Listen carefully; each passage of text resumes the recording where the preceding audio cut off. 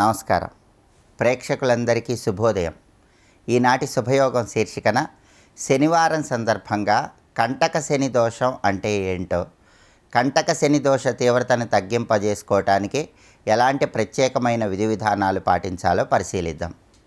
జ్యోతిష శాస్త్రపరంగా ఏ వ్యక్తికైనా సరే జన్మరాశి నుంచి లెక్కబెట్టినప్పుడు వచ్చే 10వ రాశిలో శని సంచారం నడుస్తూ ఉన్నట్లయితే దాన్ని కంటక శని దోషం అనే పేరుతో పిలుస్తారు. కంటక శని దోషం ఉన్నప్పుడు వృత్తిపరంగా శని భగవానుడు ప్రతికూల పరిస్థితులను కలిగింపజేస్తాడు.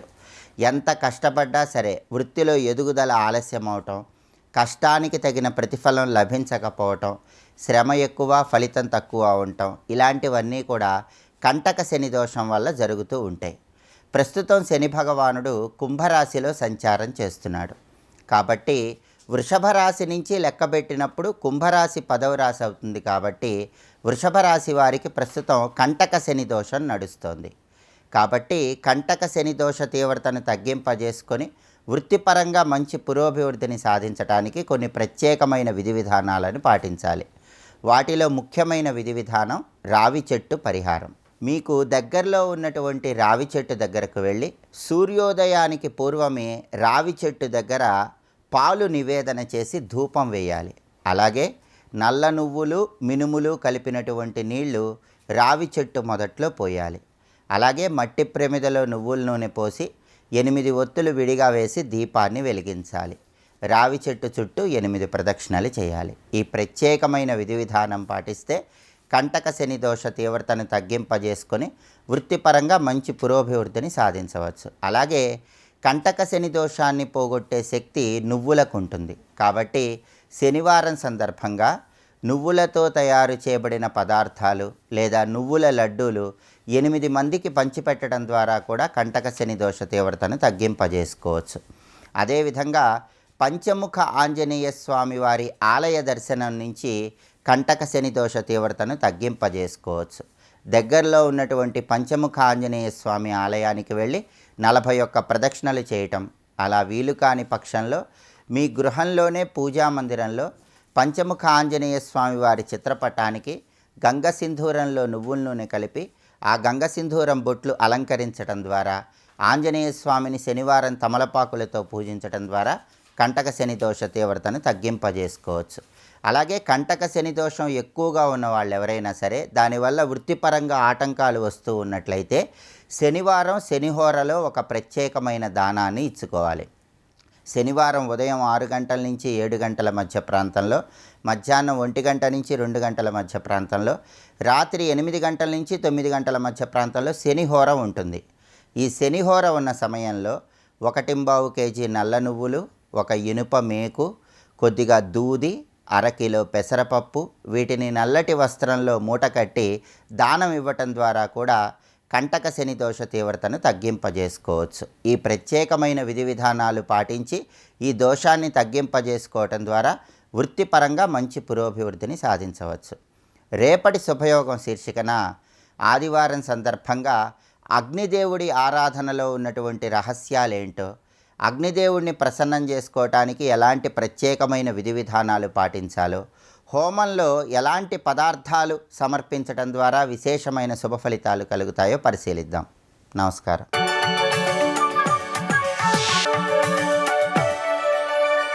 నందకిశోర నవనీత చోర నాద విహార శ్రీధర, నందకిశోర నవనీత చోర నాద విహార శ్రీధర. తమోగుణం కలిగినప్పుడు రజోగుణ సాయంతో వెనక్కి రావాలి, రజోగుణం కలిగినప్పుడు సత్వగుణ సాయంతో వెళ్ళాలి, ఆఖరికి సత్వగుణాన్ని కూడా పరమాత్మ సాయంతో జయించగలగాలి. ఇది చాలా ప్రధానమైన అంశము. అవడైతే అలా జయించి మూడిటికి సాక్షిగా చూస్తూ ఇక్కడే ఉండాలి. వాడి ముక్తి పొంది పైలోకానికి వెళ్ళిపోక్కర్లేదు, ముక్తి పొంది ఇక్కడే ఉండొచ్చుట. ఎలాగో అంటే నాణ్యం గుణేభ్య కర్తారం యదా ద్రష్ట అనుపశ్యతి గుణేభ్యశ్చ పరం వేత్తి మద్భావం సోధిగచ్చతి. నా అన్యం గుణేభ్య కర్తారం అంటే ఈ గుణములకు వేరే కర్త ఎవడు లేడు. ఏమి మరి కర్తలు? గుణములకు గుణములే కర్త, ప్రకృతే కర్త, ఇంకెవరూ కాదు. అవి దాన్ని అనుసరించి పెరుగుతూ ఉంటాయి. భూమి మీద ముళ్ళ చెట్లు పెరుగుతున్నాయంటే ముళ్ళ చెట్టు వల్ల ముళ్ళ చెట్టు పెరుగుతుంది, వర్షం వల్ల కాదు. వర్షం పడ్డం వల్ల పెరిగింది అనకు, ఆ వర్షం పడ్డమని సంఘం వల్ల ఇది పెరుగుతుంది. అలాగే నీ నుంచి అటాచ్మెంట్ అనేటువంటి వర్షం తీసేసామనుకో ఇంక పరగో, అది తెలుసుకో ఇక్కడ. అలా ఉండగలగాలి. అది వెంటనే రాదు. త్రిగుణాతీత స్థితి అంటే ఆ స్థితి ఎలా ఉంటుందో వర్ణించాడు. కానీ ఇప్పుడు 3ంటికి బయట కూర్చోవడం, 3 కింద పడేసి మనం కుర్చీలో కూర్చోవడమా? ఇందులో అంత కలిసిపోయిన మనం బయటపడ్డ అంత తేలిక కాదు. కానీ తేలిక కాదు, కానీ అసాధ్యం కాదు. దాన్ని సాధ్యం చేసుకున్న యోగులు ఉన్నారు. వాళ్ళు ఎలా ఉంటారు అంటే, నా అన్యం గుణేభ్య కర్తారం యదా ద్రష్ట అనుపశ్యతి. గుణములకు మరి ఒక కర్త వేరే లేడు. ఇవన్నీ కూడా గుణముల యొక్క పనులే, నేను కర్తని కాను అంటూ గుణేభ్య పరం అంటే గుణముల కంటే అతీతుడైనటువంటి నన్ను ఎవడు తెలుసుకుంటున్నాడో వాడు మద్భావం గచ్చతి, వాడు నన్ను పొందుతున్నాడు. అంటే గుణాతీతుడిని పట్టుకోవాలంటే, గుణాల నుంచి బయటపడాలంటే. పట్టుకుంటే గుణాతీతుడు ఎలాగైతే ప్రపంచంలో అన్ని గుణాలని నడుపుతున్నా వాటికి అంటకుండా ఉన్నాడో, అలాగే నీ దేహాదుల్లో ఇన్ని గుణములు కదులుతూ ఉన్నా వాటికి అంటకుండా నువ్వు ఉండగలిగే స్థితి ఉంటుంది. ప్రారంధం పూర్తయ్యే వరకు ఈ శరీరంలో గుణాతీతుడున్నా వాటికి అంటాడు. ప్రారంధం పూర్తయిపోయాక ఇంక ముక్తి, పూర్ణముక్తిలోనే ఉంటాడు వాడు ఇక్కడ. కానీ ముక్త పురుషుడు అంటే గుణాలకు అతీతుడైన వాడే ముక్త పురుషుడు. ఆ ముక్త పురుష స్థితి కలగాలి అంటే వాడు త్రిగుణాతీతుడైన పరమాత్మ సాయంతో సత్వగుణం వృద్ధి ఉన్నవాడు మాత్రమే ఆ స్థితిని పొందగలడు. కనుక నన్ను పొందుతాడు అన్నాడు. గుణేభ్యశ్చ పరం వేత్తి మద్భావం, నన్ను పొందుతాడు. నన్నంటే ఎవరిని ఇక్కడ చెప్తున్నవాడు ఎవడు? శ్రీకృష్ణ పరమాత్మ. పరమాత్మను పొందుతాడు, నన్ను పొందుతాడు రావాడు అని చెప్తున్నాడు స్వామి. ఎవడు? గుణములకు నేను కర్తని కాను. గుణములకు గుణములే కర్తలు, వాటి యందు ప్రవర్తిస్తున్నాయి. వాటి వల్ల అది, వాటి వల్ల మళ్ళీ అది, ఇలా వాటి యందే ప్రవర్తిస్తున్నాయి. ఇది ఎలాంటిది అంటే, నువ్వు చూస్తూ అలా ఉంటే ఎలా ఉంటుంది అంటే, కుస్తీ పట్లు పడుతూ ఉంటే అది చూడ్డానికి గ్యాలరీలో పైన ఒక ఆయన కూర్చున్నాడు. ఆయాసం వీళ్ళది, వినోదం వాడిది ఇక్కడ. అలాగే ఇక్కడ వీడికి అంటకుండా కూర్చున్నప్పుడు వాడు ఎప్పుడు ఆనందంగానే ఉంటాడు. వాటికంటే ఆయాసపడుతున్నది వీళ్ళు. అది గుణములతో అంటే కుస్తీ పట్లు పట్టేవాళ్ళు వాళ్ళతో వాళ్ళు కొట్టుకుంటున్నట్టు, గుణాలు వాటి పని వాటిది, వీడి పని కేవలం ప్రేక్షక పాత్ర, సాక్షి స్థితి. ఇది గుణాతీతులలో ఉంటాడు సుమా. గుణానేతానతీత్యత్రీన్ దేహి దేహ సముద్భవాన్ జన్మ మృత్యు జరా దుఃఖై విముక్త అమృతమశ్నుతే. గుణాన్ ఏతాన్ అతీత్య, ఈ 3 గుణములను దాటినటువంటి వాడు. మళ్ళీ గుణానంటే ఎక్కువ అనుకుంటావేమో, పక్కన 3 అని మళ్ళీ చెప్పాడు. ఇప్పుడు చెప్పిన ఈ 3 గుణములను దాటినటువంటి దేహి దేహ సముద్భవాన్, ఈ దేహంలోనే కలిగేటటువంటి 3 గుణములను దాటినటువంటి దేహి. మళ్ళీ ఎన్ని విశేషణాలు చెప్పండి. ఈ దేహములోనే కలిగే 3 గుణములను దాటినటువంటి దేహి అంటే జీవుడు. ఆ చెప్పడంలో ఉద్దేశం ఏంటంటే, ఈ దేహంలో ఉన్నప్పుడే దాటాలి, ఇది తెలుసుకోవాలి. ఆ దేహం తర్వాత చూసుకుంటాడు. ఏం చూసుకుంటావు? గుణం బట్టి బాడీ వస్తుంది, దాంతో వేగడమే, ఇంకోటి లేదు ఇక్కడ. కనుక ఇప్పుడే అందుకే దేహి దేహ సముద్భవాన్, దేహంలో ఉన్న జీవుడు దేహంలో ఉన్నప్పుడే. అందుకే భగవత్పాల్ వారు అంటారు, గుణాన్ ఏతాన్ అతిక్రమ్య అంటే జీవన్నేవ అతిక్రమ్య అన్నారు భగవత్పాల్ వారు. జీవించి ఉండగానే దాటాలి. సాధ్యమవుతుందా? ప్రయత్నించి. ఎందుకు సాధ్యం కాదు? అందుకే జన్మిచ్చాడు. ఈ జన్మ ఇచ్చినదే ఆత్మప్రాప్తి కోసం అని ప్రతిరోజు మందలిస్తున్నాడు కదా ఆయన. చేస్తే వస్తుంది ఏమిటండి? నువ్వు చేసినంత మేరకు వస్తుంది ఇక్కడ, అందులో సందేహం లేదు. ఒకవేళ ఇది మిగిలింది అనుకో, తర్వాత జన్మలో కంటిన్యూ అవుతుంది. ఏమిటండి? నిన్నటి వరకు కుట్టి దాచినటువంటి స్వెట్టరు పడుకుని లేచి మళ్ళీ అక్కడి నుంచి కొడతావు, మళ్ళీ మొత్తం విప్పు మొదటి నుంచి వస్తావా? అలాగే ఇప్పటి వరకు చేసిన సాధన ఏదైతుందో అది అక్కడ అలా అట్టి పెట్టేసి ప్రళయం లాంటి నిద్ర లేదా నిద్ర లాంటి చావు పోయిన తర్వాత మళ్ళీ జన్మ లాంటి మేల్కోవడం వచ్చిన తర్వాత ఆ స్వెటర్ మళ్ళీ తెచ్చుకుంటూ మిగిలిందని కొట్టుకుంటూ వెళ్తావు. సాధన కూడా అంతే, తెలుసుకో ఇక్కడ. అందుకు నిరుత్సాహపడకుండా దిగిపోవడమే సాధనలోకి అంతే. ఇక్కడే ఉన్నదాన్ని పట్టుకోవాలి కదా. త్రిగుణాతీతుడు ఎక్కడో లేడు, ఇక్కడే. వాడిని పట్టుకోవడానికి ప్రయత్నం చేయాలి. ఇక్కడ ప్రయత్నం ప్రారంభించు, గురువుల సహాయం తీసుకో. నీ ఉన్న స్థితి బట్టి గురువు నీకు ఏది ఇవ్వాలో అది ఇస్తాడు, దాన్ని బట్టి వెళ్ళు, ప్రయత్నించు. తప్పకుండా గుణానేతానతిత్యత్రీన్ దేహి దేహ సముద్భవాన్. ఈ మాట చెప్పడంలో దేహం ఉండగానే ముక్తి పొందాలి, ఇక్కడే పొందు, ఇక్కడ పొందలేకపోతే ఎక్కడా పొందలేవు అన్నాడు. తర్వాత నువ్వు ఏ లోకానికి వెళ్తావో ఇక్కడే డిసైడ్ అయిపోతుంది నీ గుణాలు బట్టి. మళ్ళీ చెయ్యకుండా ఉంటాను బుద్ధి తెచ్చుకుని నిన్ను నువ్వు మందలించుకుని ఏడిస్తే అప్పుడు చూసుకుంటాడు. గ్రహించండి ఇక్కడ. జన్మ మృత్యు జరా దుఃఖే, ఎవడైతే ఈ శరీరంలో ఉండగానే త్రిగుణాలను దాటతాడో వాడు జన్మ మృత్యు జరా దుఃఖముల నుంచి విముక్తుడై అమృతమస్నుతే, అమృతత్వాన్ని పొందుతాడు. వినడానికి బాగోలేదండి, ఇంకా అవ్వడానికి ప్రయత్నించాలి ఇక్కడ అనగానే అప్పుడు అడుగుతున్నాడు మహానుభావుడు అర్జునుడు, నాయన గుణాలకు అతీతుడి గురించి నువ్వు చెప్పావు, కానీ అలాంటి వాళ్ళు లోకంలో కనబడరు. సత్వగుణం వృద్ధి చెందిన వాళ్ళు ఎలా ఉంటారో చెప్పు, కనబడతారు. నేను కూడా అప్పుడప్పుడు కనబడతా. రజోగుణం వృద్ధి చెందిన వాళ్ళు కనబడతారు, తమోగుణం వృద్ధి చెందిన వాళ్ళు కనబడుతుంటారు. కానీ గుణాతీతుడు ఎలా ఉంటాడు? వాడు కనబడవచ్చు, కానీ వాడి లక్షణాలు ఎలా ఉంటాయి? నువ్వు గుణాలు ఉన్న వాళ్ళు ఎలా ఉంటారో విడివిడిగా చెప్పు, కలిపి చెప్పు. కానీ గుణాతీతుడు ఎలా ఉంటాడో కూడా నాకు చెప్పు, తెలుసుకోవాలనుంది అన్నాడు మహానుభావుడైనటువంటి అర్జునుడు. స్వస్తి.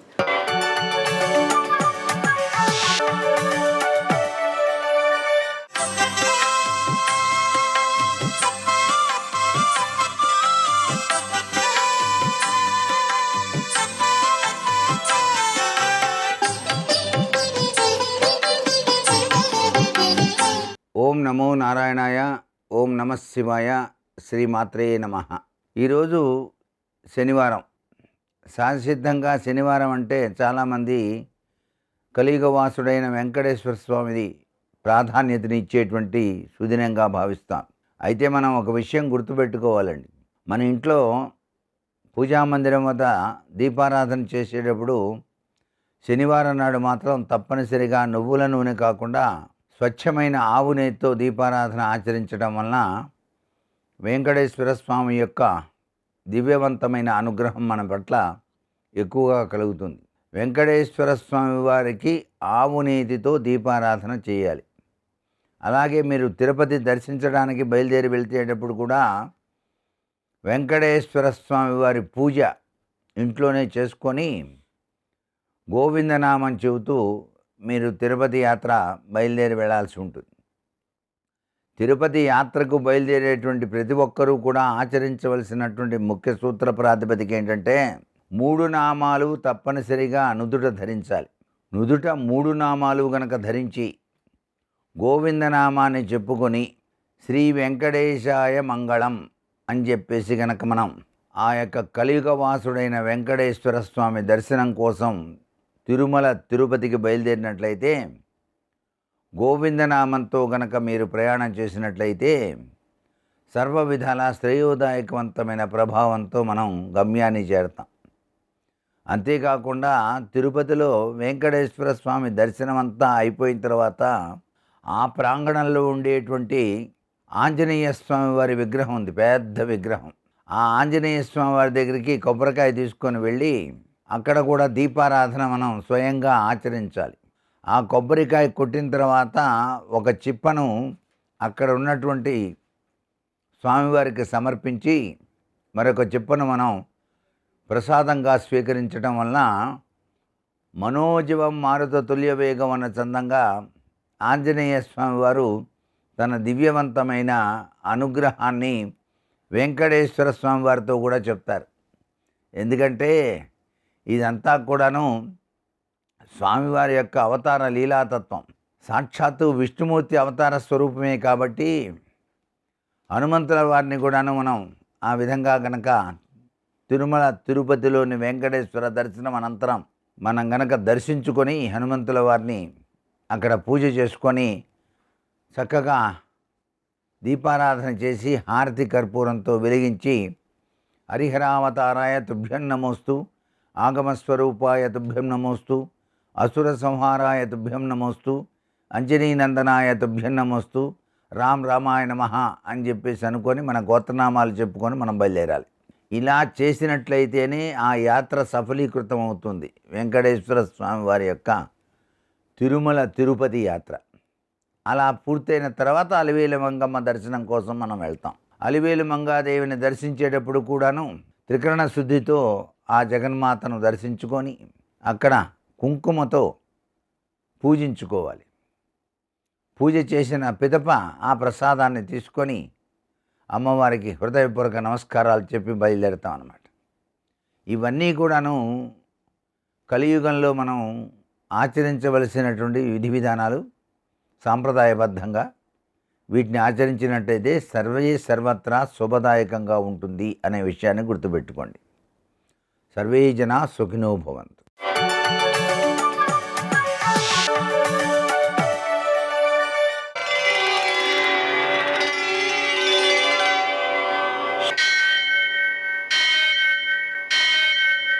सहस्रशीर्षं देवं विश्वाक्षं विश्वशम्भुवं विश्वं नारायणं देवमक्षरं परमं पदं विश्वतः परमां नित्यं विश्वन्नारायणगुं हरिं विश्वमेवेदं पुरुषस्तद्विश्वमुपजीवति पतिं विश्वस्यात्मेश्वरगुं शाश्वतगुं शिवमच्युतं नारायणं महाज्ञेयं विश्वात्मानं परायणम्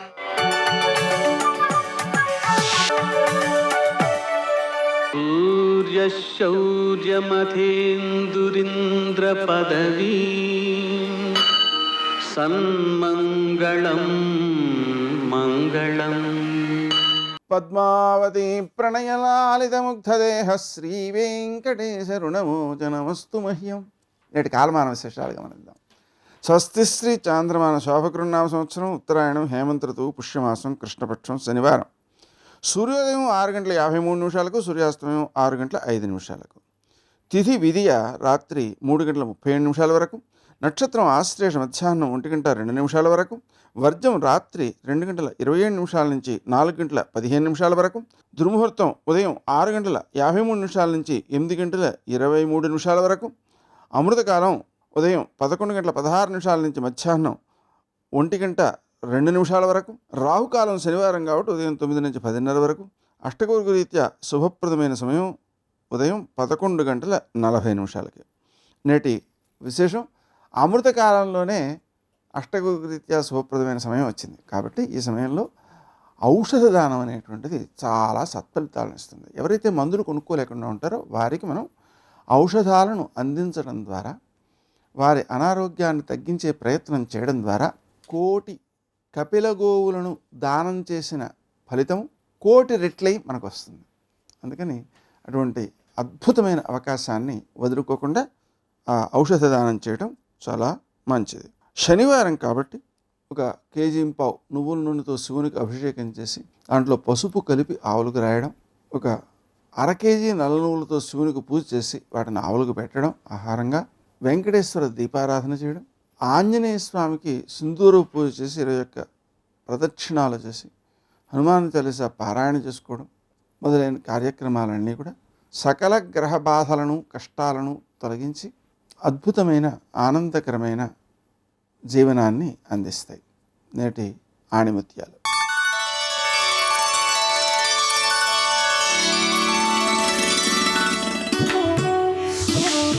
భౌతికమైన కోరికలలో మునిగిపోయిన వారికి సద్గురు కృప లభించదు.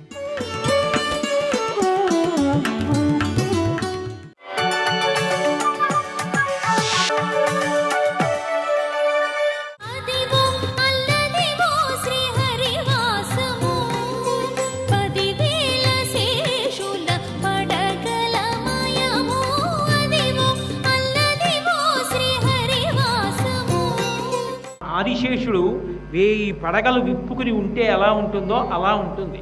అలా ఉండేటటువంటి ఆ పర్వతం ఆకాశంలోంచి చూస్తే పూర్వం ఆ పర్వత సానువులు బయలుదేరినవి పావుల మెలికలుగా తిరిగి చిట్ట చివరికి వెంకటాచలం దగ్గరికి వచ్చేటప్పటికి అది పడగ విప్పుకున్నట్టుగా ఉండి పడగ మీద మణి ఎలా ఉంటుందో అలా ఆనందనిలయ విమానం ఉంటుంది.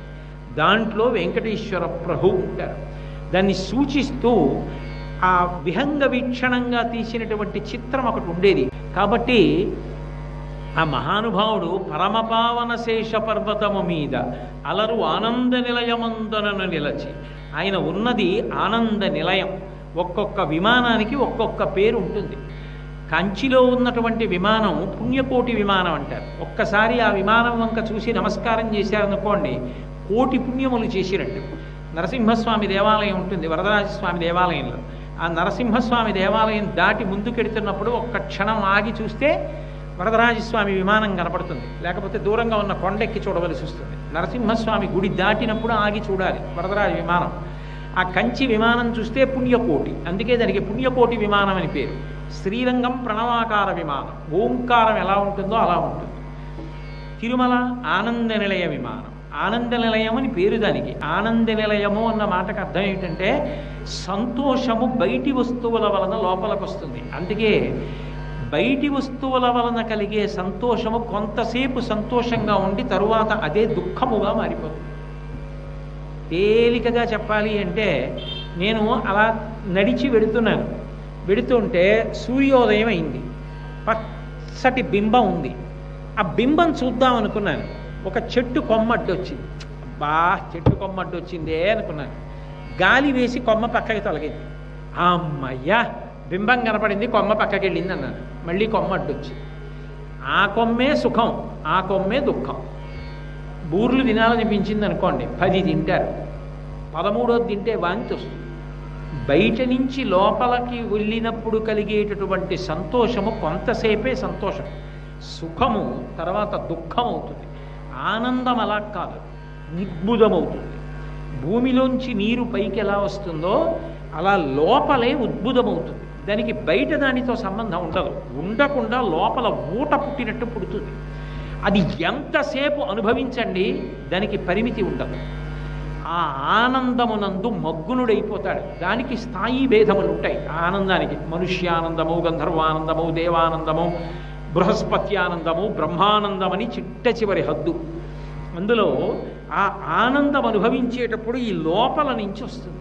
మీరు చూడండి, తాంబూలం వేసుకున్నారనుకోండి, తమలపాకులు ఆకుపచ్చ, సున్నం తెలుపు, వక్క నలుపు, నల్లని వక్క, ఆకుపచ్చని తమలపాకు, తెల్లని సున్నం కలిపి సరే అన్ని రంగులు ఉన్న నోట్లో పెట్టుకుని నవిలితే నోరంతా ఎరుపయింది. ఎలా అయింది? అలాగే త్రికరణములు ఒక్క గీతలోకి పడ్డాయనుకోండి, ఆనందము ఉద్భుతము, పైకి ఊట కింద పైకి తేలుతుంది ఆనందం. అందుకే ఆనందము బయట నుండి రాదు, లోపల నుంచి వస్తుందని చెప్పడానికే నరనారాయణులై శ్రీ మహావిష్ణువు తపస్సు చేస్తున్నప్పుడు ఇంద్రుడు ఆ అప్సరోగణాన్ని పంపించాడు. చూసి నవ్వాడు నారాయణుడు. నవ్వి, బయట చూస్తే వచ్చేదా ఆనందం, లోపల నుంచి కలిగింది ఆనందం అని తన ఊరువులలోంచి, తన తొడలలోంచి ఒక సుందరిని సృష్టించాడు. నారాయణుడి ఊరువులలోంచి వచ్చింది కాబట్టి ఆమె ఊర్వశి. ఆమెని చూసి వచ్చిన అప్సరోగణం అంతా చూశారు. అయ్యబాబోయ్, ఆయన తొడలలోంచి వచ్చిన ఆమె ఇంత అందంగా ఉంటే మనందరం వచ్చి మాత్రం ఏం చేస్తామని చెప్పి వాళ్ళు లేచి వెళ్ళిపోయారు. అంటే తనలోంచి పుట్టినది నిజమైన ఆనందం. తనలోంచి ఎప్పుడు పుడుతుంది? 3 కరణములు ఏకమైతే ఆనందం కలుగుతుంది. సర్వం శ్రీ ఉమామహేశ్వర పరబ్రహ్మార్పణమస్తు. స్వస్తి.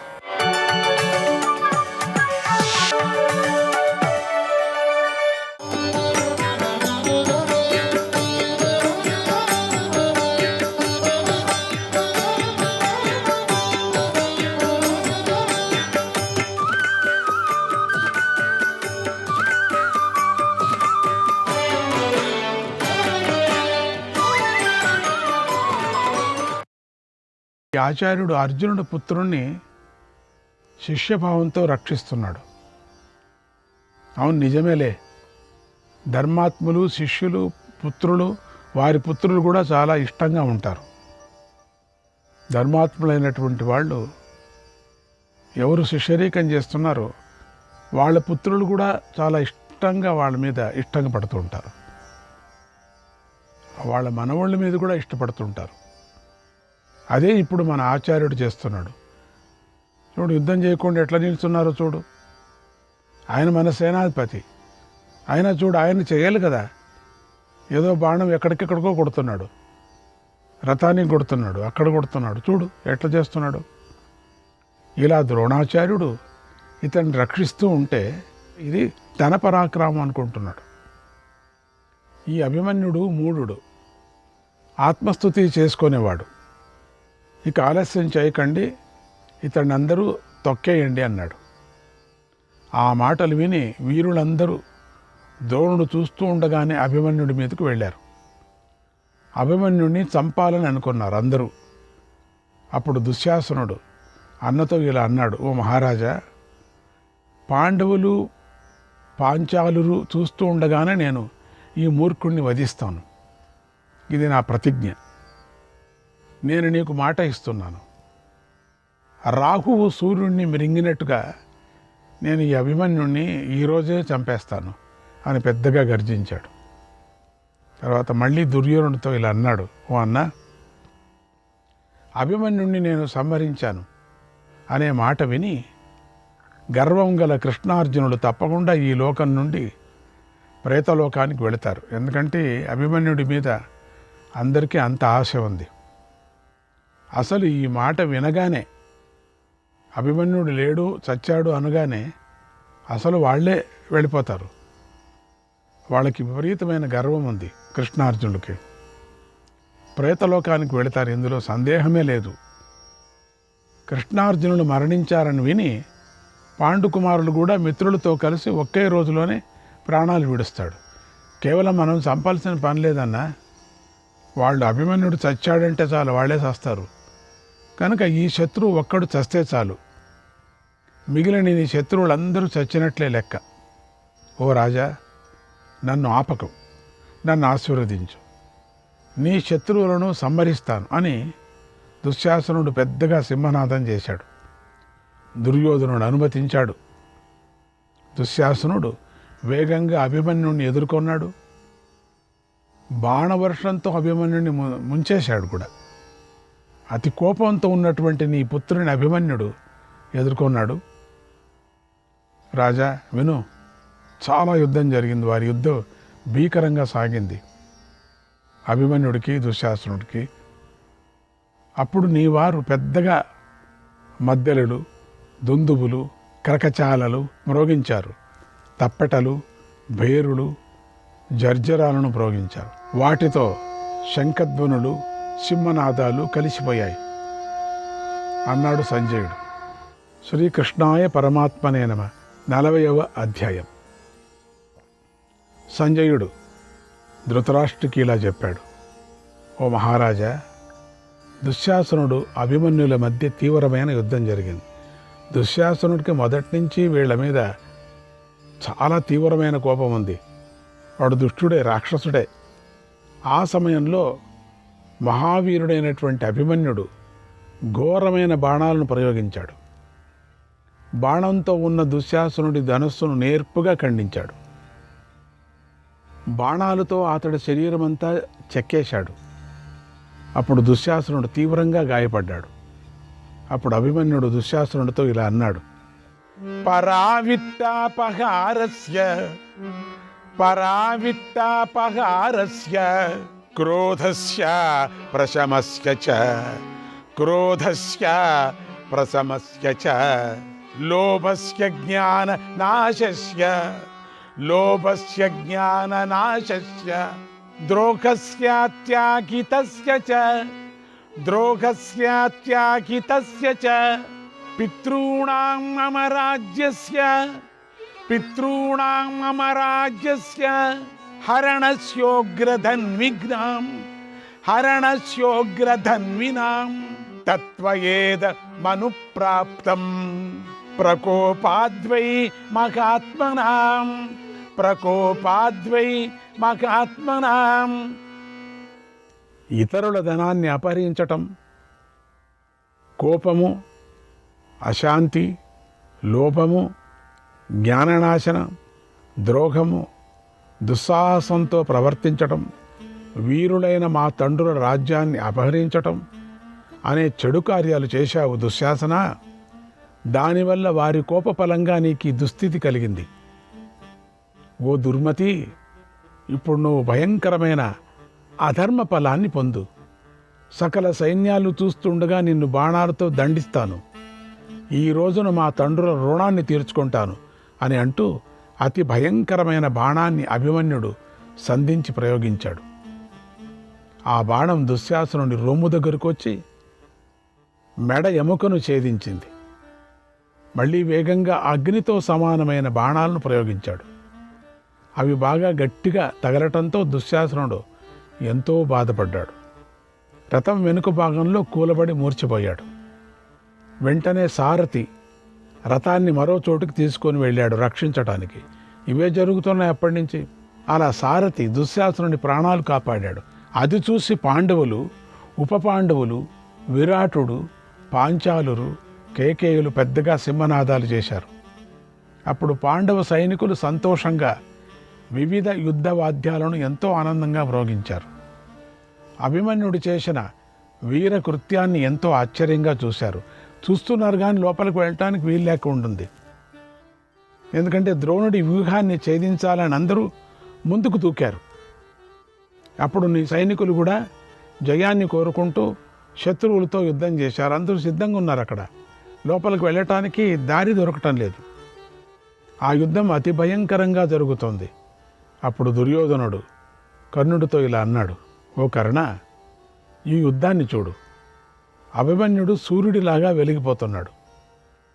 మన వారిని తపింపజేస్తున్నాడు. మన వీరులను సంహరిస్తున్నాడు. మన దుశ్శాసనుడు అభిమన్యుడికి వశమైపోయాడు.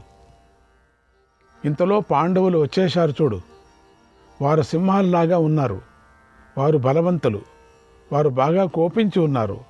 అస్త్రాలను పైకెత్తి చూశారు. వచ్చారు అందరూ కూడా. ఈ అభిమన్యుని రక్షించడానికి సిద్ధమవుతున్నారు. ఇలా అయితే మన పని అయిపోయినట్టు. లోపలికి వచ్చేస్తే అయిపోయినట్టే. యుద్ధం చేస్తున్నారు చూడు అన్నాడు. అప్పుడు కర్ణుడు అభిమన్యుడి విజృంభణను చూశాడు. నీ పుత్రుడికి మేలు చేయాలని అనుకున్నాడు. విపరీతంగా కోపించాడు. అభిమన్యుడి మీదకు పదునైన బాణాలను కురిపించాడు. అభిమన్యుని అతడి అనుచరులను తన బాణాలతో కర్ణుడు పీడించాడు. అవహేళనపూర్వకంగా గాయపరిచాడు. అభిమన్యుడు కర్ణుడి బాణాల దెబ్బలకు తిన్నాడు బాగా. త్వరగా ద్రోణుడిపైకి దాడి చేయాలనుకున్నాడు. కానీ కర్ణుడు అడ్డగించగానే కర్ణుడితోనే యుద్ధానికి దిగాడు. అతన్ని కర్ణుడు ఒక్కడే అడ్డుకొన్నాడు. కర్ణుడు అలా అస్త్రవర్షంతో పీడిస్తున్నటువంటి అభిమన్యుడు నాశనం కాలేదు.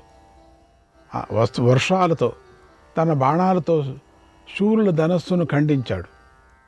కర్ణుడిని తీవ్రంగా బాధించాడు. అందరికీ ఆశ్చర్యం కలిగేలాగా అభిమన్యుడు ఒక్క క్షణములో ఒకే ఒక్క బాణాన్ని ప్రయోగించాడు. కర్ణుడు ధనస్సును ముక్కలు చేశాడు. కర్ణుడు సంకట స్థితిలో పడ్డాడు. ఇంత జరుగుతుంది అనుకోలేదు కర్ణుడు. అప్పుడు కర్ణుడి తమ్ముడు ధనస్సు ఎక్కుపెట్టి అభిమన్యుడి మీదకు వేగంగా వచ్చాడు. అప్పుడు పాండవ వీరులు కర్ణుడు ఓడటాన్ని చూసి పెద్దగా సింహనాదాలు చేశారు. పెద్దగా యుద్ధవాద్యాలు మ్రోగించారు. అభిమన్యుడిని ఎంతో మెచ్చుకున్నారు అన్నాడు సంజయుడు. శ్రీకృష్ణాయ పరమాత్మనే నమః. 41వ అధ్యాయం. సంజయుడు ధృతరాష్ట్రుడికి ఇలా చెప్పాడు, ఓ మహారాజా, కర్ణుడి సోదరుడు వేగంగా అభిమన్యుడి మీదకి వచ్చాడు. కర్ణుడి సోదరుడు పెద్దగా కేకలు వేస్తూ కర్ణుడు కూడా అభిమన్యుడు ఉన్నటువంటి రథాల మధ్యలోకి దూసుకొని వచ్చాడు. అప్పుడు నవ్వుతూ ఉన్న అభిమన్యుడిని, గొడుగును, ధ్వజాన్ని, సారథిని, గుర్రాలను కర్ణుడి సోదరుడు 10 బాణాలతో కొట్టాడు. ఆ సమయంలో అభిమన్యుడు తన తండ్రుల్లాగా శౌర్యాన్ని ప్రదర్శించాడు. మీ వాళ్ళందరూ మాత్రం అభిమన్యుడు బాణాలతో బాధపడటాన్ని చూసి ఎంతో సంతోషించారు. అభిమన్యుడు అది గమనించాడు. నవ్వుతూ ధనస్సును బాగా వంచి ఒక బాణాన్ని ప్రయోగించాడు. ఆ బాణం వేగంగా దూసుకొని వెళ్ళి కర్ణ సోదరుడి శిరస్సును ఎగరగొట్టేసింది.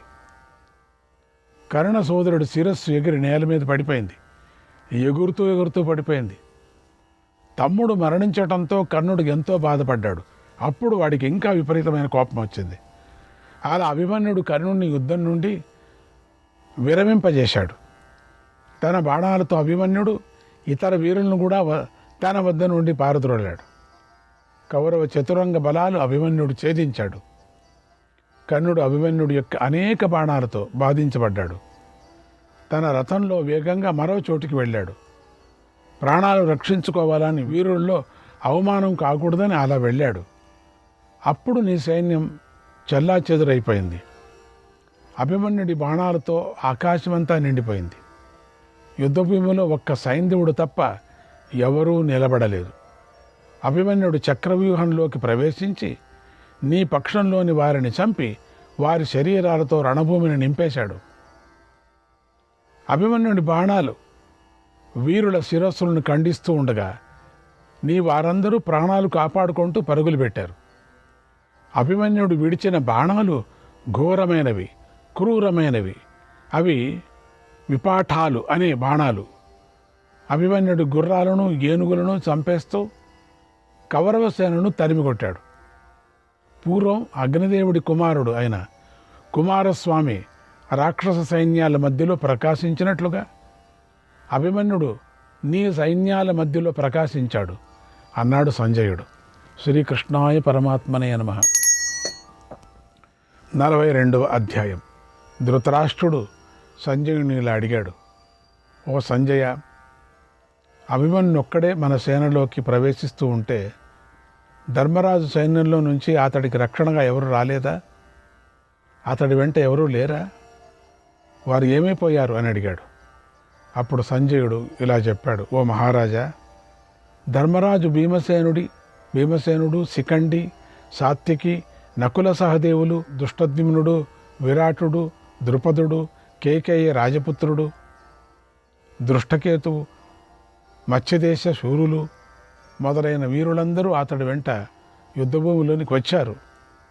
అతడి పెదతండ్రులు, పినతండ్రులు, మేనమామలు తమ సేనలను వ్యూహాలుగా ఏర్పరచుకున్నారు. యుద్ధం చేయాలని, అభిమన్యుని రక్షించాలని అనుకుంటున్నారు. అభిమన్యుడు ఏర్పాటు చేసిన మార్గంలోనే వ్యూహంలోకి ప్రవేశించాలని చూశారు.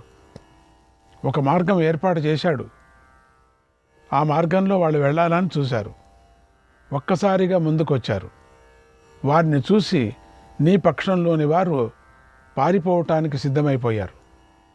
వారితో నీ సేన యుద్ధం చేయటానికి ఇష్టపడలేదు. దాన్ని చూసి నీ అల్లుడైన సైంధవుడు సహించలేకపోయాడు. నీ సేనను నిలబెట్టాలని అక్కడికి వేగంగా వచ్చాడు. అభిమన్యుని రక్షించాలని చూస్తున్న పాండవులను, వారి సైన్యాన్ని కూడా ముందుకు రాకుండా సైంధవుడు అడ్డగించాడు. సైంధవుడు ఒక గోడలాగా నిలబడ్డాడు. సైంధవుడు భయంకరమైన మహత్తరమైనదైనటువంటి ధనుస్సును ధరించున్నాడు. దివ్యాస్త్రాలను వేగంగా ప్రయోగించాడు. పాండవ సేన ముందుకు రాకుండా అడ్డుకున్నాడు. ఇక ముందుకు రాకుండా అడ్డుకున్నాడు. కాసేపు అయిన తర్వాత ఆ దారి మూసుకుపోతుంది, మళ్ళీ ఇంకా రాలేరు. ఆ విధమైనటువంటి వ్యూహం అది. అభిమన్యుడు వెనకలు రావాలని చూశారు. దారి చూపించాడు అభిమన్యుడు. వచ్చే లోపల ఏమైంది, ఉండిన సైన్యమంతా భయపడింది. ఇంతమంది చూసుకొని వస్తున్నారే పాండవులు అని ఒక అర్జునుడు తప్ప మిగతా వాళ్ళందరూ ఇట్లా వస్తున్నారే అని భయపడి పారిపోయారు. పారిపోతూనే దీన్ని చూశాడు సైంధవుడు అల్లుడు, ధృతరాష్ట్ర అల్లుడు. చూసి ఇక లాభం లేదని చెప్పి నిల్చున్నాడు. సైంధవుడు మహా నేర్పరి, రణభూమిలో ఒక భయంకరంగా యముడిలాగా నిల్చుంటాడు. అట్లా నిలుస్తున్నాడు వచ్చి గోడలాగా. అట్లా నిలుస్తున్న సైన్యం అంతా మళ్ళీ వాపసు వచ్చేసుకుంది. ఈ గందరగోళంలో ఏమైపోయింది, దారి మూసుకుపోయింది. మళ్ళీ వీళ్ళకి దారి కనపడలే. ఒకవేళ సైంధవుడిని గెలిచినా కూడా, సైంధవుడు పోయినా కూడా లోపలికి వెళ్ళలేకపోతున్నారు. అట్లా అయిపోయింది. ఆ మాటలు విని ధృతరాష్ట్రుడు ఇలా అడిగాడు, సంజయ, పాండవులు కోపించున్నారు, అభిమన్యుని రక్షించుకోవాలని అనుకుంటున్నారు, లోపలికి వెళ్ళలేకపోతున్నారు.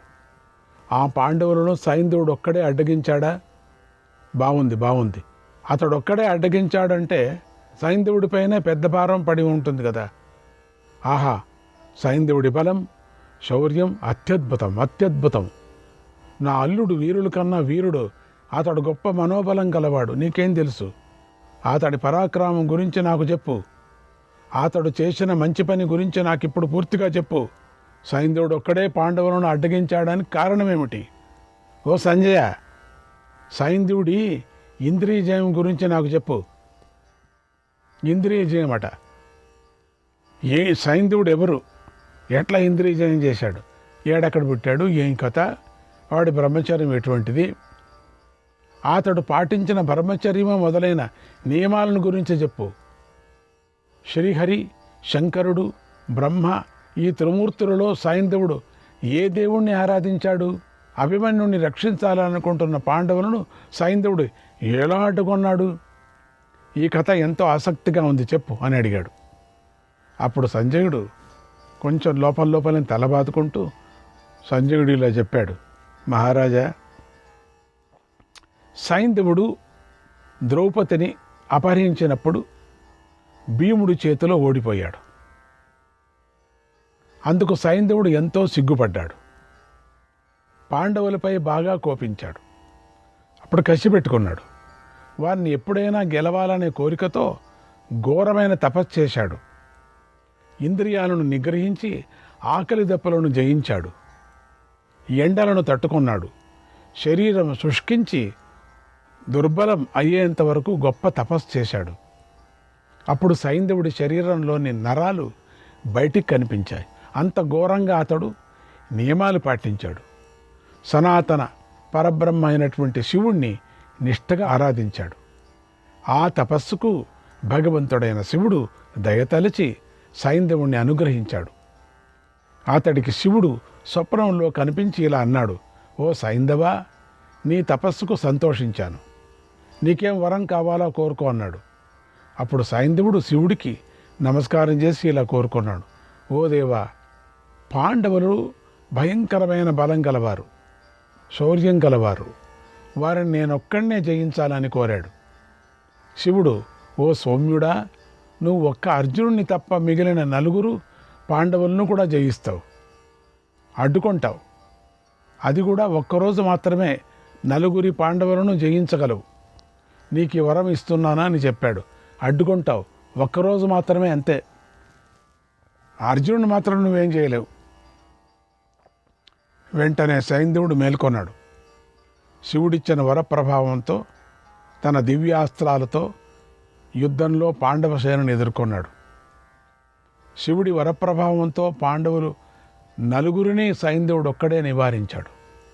అప్పుడు సైంధవుడు మ్రోగించిన అల్లెత్రాటి మ్రోతతో శత్రుపక్షంలోని రాజులందరికీ భయం పుట్టుకుంటుంది. నీ సైన్యానికి పరమానందం కలిగింది. అక్కడే అడ్డేశాడు, లోపలికి ఇంక రాకోకుండా గోడలాగా నిల్చున్నాడు. ఇలా యుద్ధభారం అంతా సైంధవుడి మీదే పడింది. విజృంభిస్తున్న ఆ సైంధవుడిని చూసి నీ పక్షంలోని వారందరూ పెద్దగా కోలాహలం చేశారు. సైంధవుడికి జేజేలు పలికారు. వేగంగా ధర్మరాజు సైన్యం మీదకి వేగంగా దూకారు అన్నాడు సంజయుడు. శ్రీకృష్ణాయ పరమాత్మనే నమః. 43వ అధ్యాయం. సంజయుడు ధృతరాష్ట్రకి ఇలా చెప్పాడు, ఓ మహారాజా, సైంధవుడు చూపించిన శౌర్యాన్ని గురించి అడిగావు. ఇక అతడు పాండవులతో ఎలా యుద్ధం చేశాడో చెబుతున్నాను విను. అతడి రథాన్ని లాగుతున్న గుర్రాలు సింధు దేశంలో పుట్టాయి. యుద్ధభూమిలో చక్కగా రథాన్ని లాగుతున్నాయి. వాయువేగంతో పరిగెత్తుతున్నాయి. నానా రకాల పద్ధతులతో నైపుణ్యాన్ని చూపిస్తున్నాయి. శ్రీకృష్ణాయ పరమాత్మనే నమః.